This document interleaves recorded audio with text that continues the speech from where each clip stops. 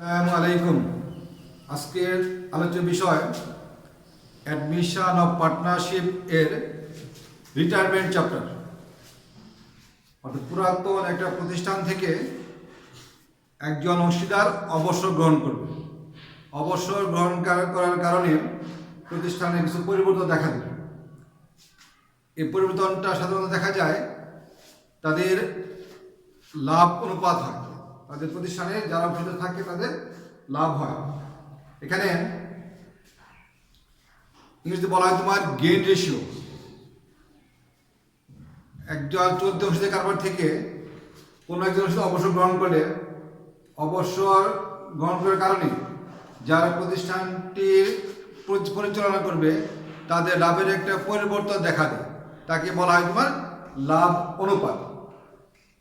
লাভ অনুপাত equal to new ratio minus old ratio. প্রতিষ্ঠানের অবসর গ্রহণ করার কারণে সম্পদ এবং দায়ের পরিবর্তন দেখা দেয়। যদি সম্পদ আমাদের বৃদ্ধি পায় তাহলে assets account debit revaluation credit. যদি সম্পদ হ্রাস পায় রিভ্যালুয়েশন ডেবিট অ্যাসেটস ক্রেডিট। এর আগে আমাদের করতে হবে গুডউইল ট্রিটমেন্ট। এখানে দেখা যায় গুডউইলটা সাধারণত রিভ্যালুয়েশন মেথডে সম্পন্ন করতে হয়। রিভ্যালুয়েশন মেথডের গুডউইলের ক্ষেত্রে goodwill account debit all partners goodwill account credit. আবার রিভ্যালুয়েশন মেথডের ক্ষেত্রে যদি অংশীদার অবসর গ্রহণ করার কারণে যে পার্টনার অবসর গ্রহণ করলো তার গুডউইলের টাকাটা যারা কারবার থাকবে তাদের মাঝে বন্টন হয়। এই বন্টন করার জন্য আমাকে বের করতে হবে গেইন রেশিও। তাহলে জানানো হবে retiring partners capital account debit remaining partners capital account credit. তো এই অঙ্কে আজকে আমরা আলোচনা করব আমাদের হাফিজুদ্দিন স্যারের বইয়ের প্রবলেম 35 নাম্বার। এই অঙ্কটা আমাদের অনার্সে আসছে 2012 সালে।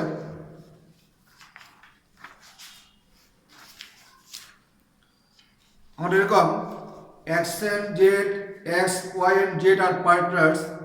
Y retired from the firm. The goodwill of the firm be fixed এর টাকা 74,000।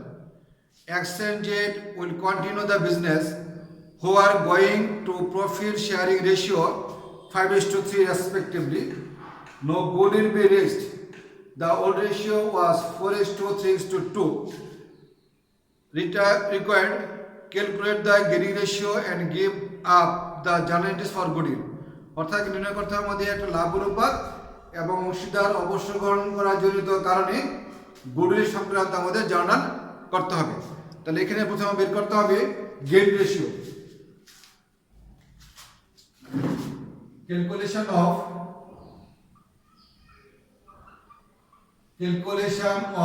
গেইন রেশিও অর্থ হলো লাভ অনুপাত বা অর্জন অনুপাত নির্ণয়। Gain ratio equal to new ratio minus old ratio. তো নিউ রেশিও এবং ওল্ড রেশিও দুটো প্রশ্নপত্রে দেওয়া থাকবে। এখানে দেখা যাচ্ছে আমাদের ওল্ড রেশিও দেওয়া আছে 4:3:2। লিখতে হবে old ratio of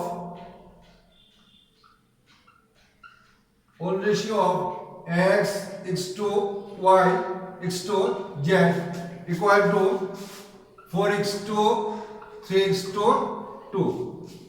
New ratio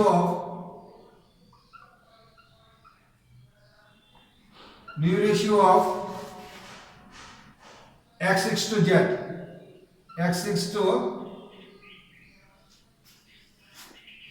new ratio of x is to z equal to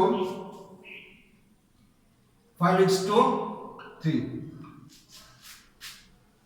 retirement of পার্টনারশিপের অঙ্কে দেখা যাবে যারা কারবারে থাকবে তাদেরই সাধারণত লাভ হবে। তাহলে লাভ কার হবে? এক্স এবং জেড এর। আমরা সূত্রটি লিখতে পারি excess gain equal to x এর ডিভিশন 8/5 আর এক্স এর হোল রেশিও হলো 4/3 9/4। যদি আমরা লসাগু করি 8 নং 72 5 নং 45 মাইনাস 8 নং 72 4টা 32 ইকুয়াল টু 72/13। আবার জেডস গেইন দিতে হয় আমাদের। জেডস গেইন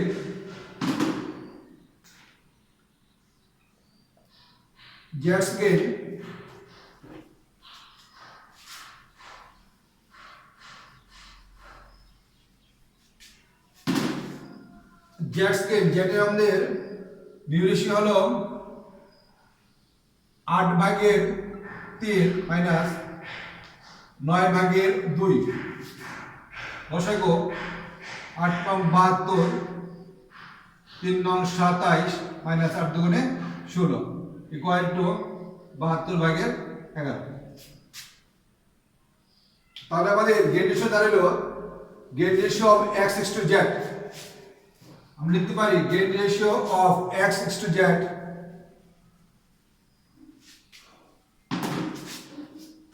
gain ratio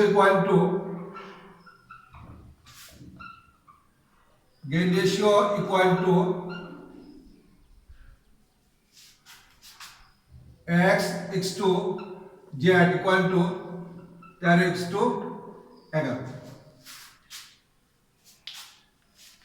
আমাদের প্রশ্নপত্রে গুডউইলের টাকা দেওয়া আছে ৭৪,০০০ টাকা। এই ৭৪,০০০ টাকা থেকে ওল্ড রেশিও অনুযায়ী ওয়াই এর গুডউইলের টাকাটা নির্ণয় করতে হবে। নির্ণয় করার পরে এক্স এবং জেড বিয়ার করবে হিটের পার্টির টাকাটা 13:11 রেশিওতে। তাহলে এখানে আমাকে প্রথম করতে হবে এখন হিটের পার্টির গুডউইলের টাকাটা বের করতে হবে। রিটার্নিং পার্টনারের গুডউইল টাকাটা বের করার পরে গেইন রেশিওতে লিভিং পার্টনার বিয়ার করবে। Calculation of wise share of goodwill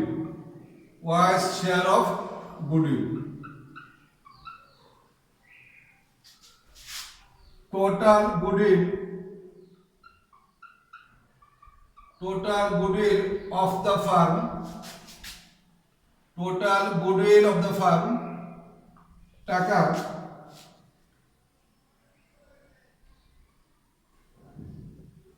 ৭৪,০০০।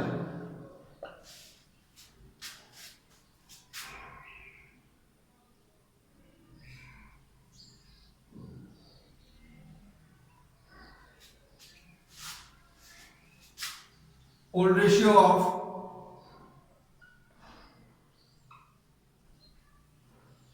x is to y is to z equal to 4:3:2। y's share of goodwill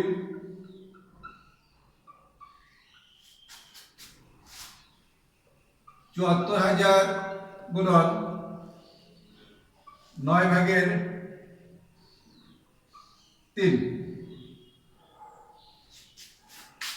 এটাকে আমরা একটু কাটাকাটি করি।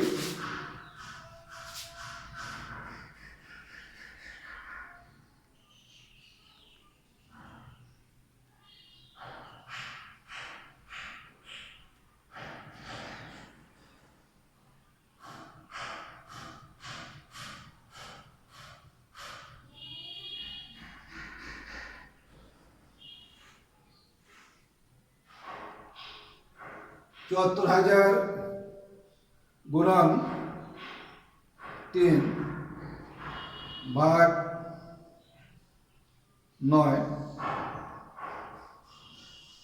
এটার মধ্যে 24,667, 24,667, 24,667। এখন এই টাকাটা বিয়ার করবে এক্স এবং জেড তাদের গেম বিষয়তে। আমরা লিখবো x will bear, x will bear মানে বিয়ার অর্থ বহন করা, এক্স উইল বিয়ার 24,667 গুণন 24/11। Z will bear, Z will bear 24,667 গুণন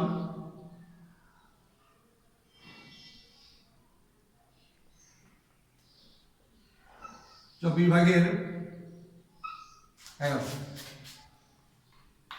এটাকে আমরা যদি ভাগ করি,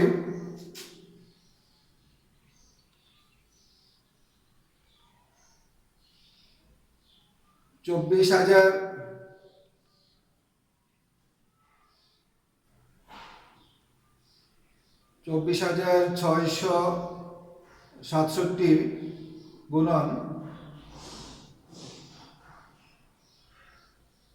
13/24, তাহলে সেটার মধ্যে 13,361, 13,361, 13,361।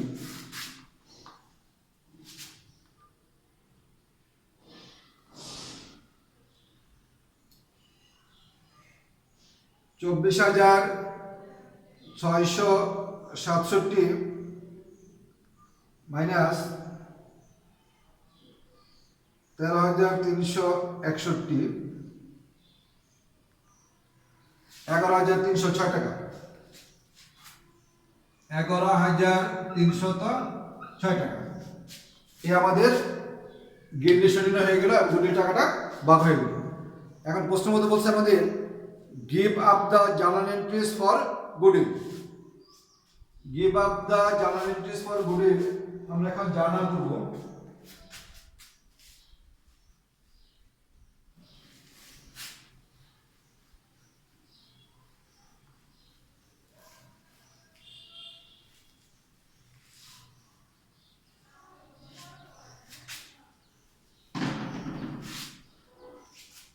যদি আমরা জার্নালে ঘর করি,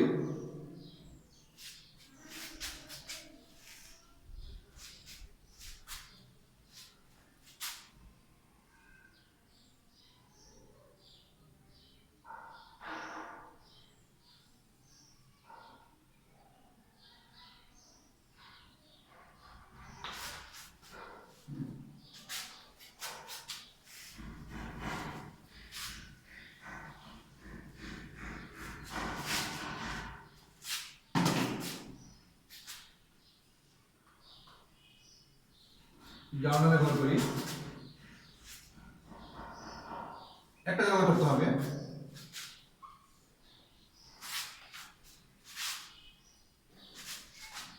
ডেট, পার্টিকুলার্স,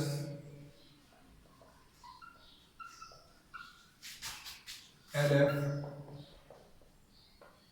ডেবিট টাকা, এই টাকা, এগুলো আমরা জার্নাল এন্ট্রিজ, জার্নাল এন্ট্রিজ। জার্নালটা হবে রিটায়ার্ড পার্টনারের টাকা আছে আমাদের 24,367 টাকা। এই টাকাটা এক্স এবং জেড বহন করবে তাদের গেইন রেশিওতে। তাহলে যে বহন করবে তার ক্যাপিটাল অ্যাকাউন্টটা ডেবিট হবে, যে পাবে তার ক্যাপিটাল অ্যাকাউন্টটা ক্রেডিট হবে। তাহলে এখানে আছে আমাদের এক্স এবং জেড রিমেনিং পার্টনার। তাহলে X's capital account debit, X's capital account debit, জেডস capital account debit, Y's capital account credit.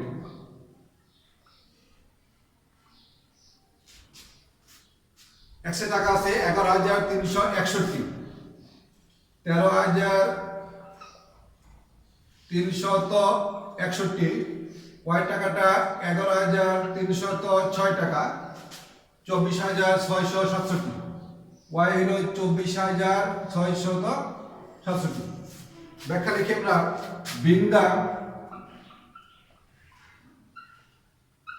being the wise share of goodwill contributed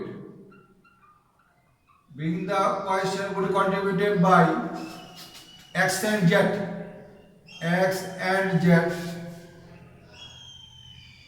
in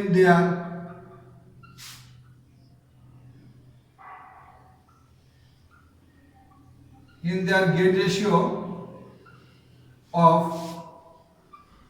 10:11।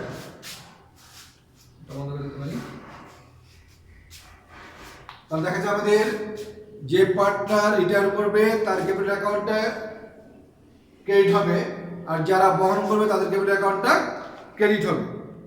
এর জন্য আমরা জানতে পারি যে এক্সেস ক্যাপিটাল অ্যাকাউন্ট ডেবিট, জেডস capital account debit, Y's capital account credit. ব্যাখ্যা লিখব আমরা being the Y's share of goodwill contributed by X and Z in their gain ratio of 13:11।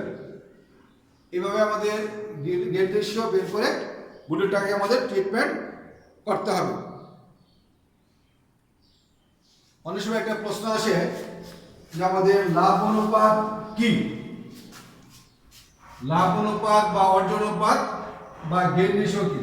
এই ক্ষেত্রে আমাদের শুধু সূত্র লিখে দিতে হবে, অর্থাৎ লাভ অনুপাত ইকুয়াল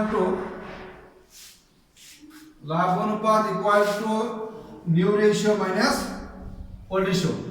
অ্যাডমিশনের ক্ষেত্রে দেখা যায় আমাদের বের করতে হবে সেক্টিভাইজ রেশিও, অ্যাডমিশনে বের করতে হয় সেক্টিভাইজ রেশিও, আর রিটায়ারমেন্টে বের করতে হয় গেইন রেশিও। তাহলে আমরা আবার লিখতে পারি gain ratio equal to new ratio minus old ratio.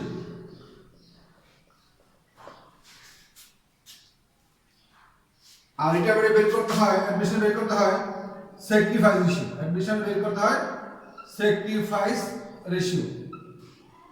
এর উল্টাটা old ratio minus new ratio. অনেক সময় প্রশ্নপত্র থাকে অনগদ লেনদেনের দুটি উদাহরণ দাও। অনগদ লেনদেনের উদাহরণ হলো অনগদ লেনদেনের উদাহরণ, অনগদ লেনদেনের দুটি উদাহরণ।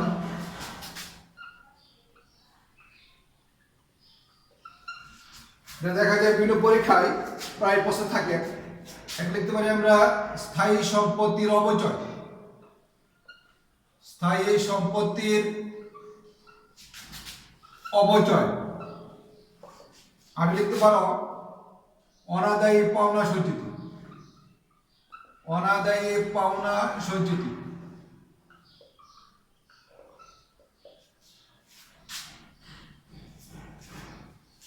আজকের কাছে এই পর্যন্তই। ভালো থাকো, সুস্থ থাকো, ঘরে থাকো, করোনা মুক্ত থাকো। ধন্যবাদ।